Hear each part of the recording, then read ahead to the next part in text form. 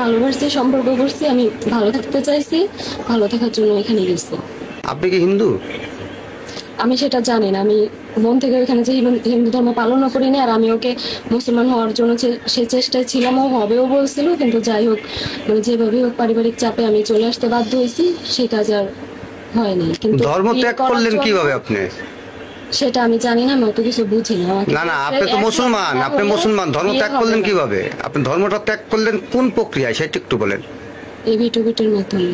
জি, এভিটোভিট না কি বলে ওইটা, আমি Affidavit? অত কিছু বুঝি না। হ্যাঁ, অ্যাফিডেভিটের মাধ্যমে আপনি ধর্ম ত্যাগ করছেন। আপনার কি আগে বিয়ে হয়েছিল? আপনি নাকি আনম্যারিড? বিয়ে হয়েছে কোথায়? এই এলাকাতেই। কি ছিল আপনার স্বামীর নাম? আব্দুল কাদের। কি করতেন উনি? ওনার বিস্তারিত একটু বলুন তো। মাদ্রাসার শিক্ষক।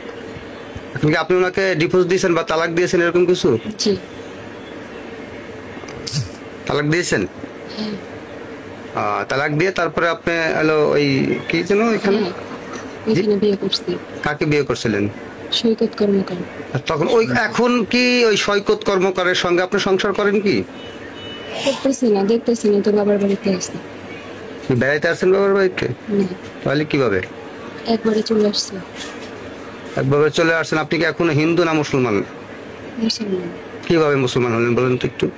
ইসলামের শরীয়ত মতে যেভাবে ধর্মান্তরিত করা হয় সেভাবে করা হয়েছে। সেটা কিভাবে সেটা একটু জানতে চাচ্ছি। আপনি নোটারির মাধ্যমে আপনি হিন্দু হলেন, কিন্তু মুসলমান হলেন কিভাবে এটা আমার একটু বলেন। মোল্লা ডেকে না, মোল্লা দিয়ে তওবা করে কালিমা পড়ে ধর্মান্তরিত করা হয়েছে। এখন ওই স্বামীর সংসার করতেছেন এই তো? না, এখন তো কারো সংসার করতেছে না। কারোর সাথে সম্পর্ক নাই। না, তা আপনি ওইখানে ওই ছেলের কাছ থেকে, ওই ছেলের নাম জানি কি বললেন? সৈকত কর্মকার। আপনি কতদিন সংসার করেছেন সৈকতের সাথে? 2 মাস। 2 মাস।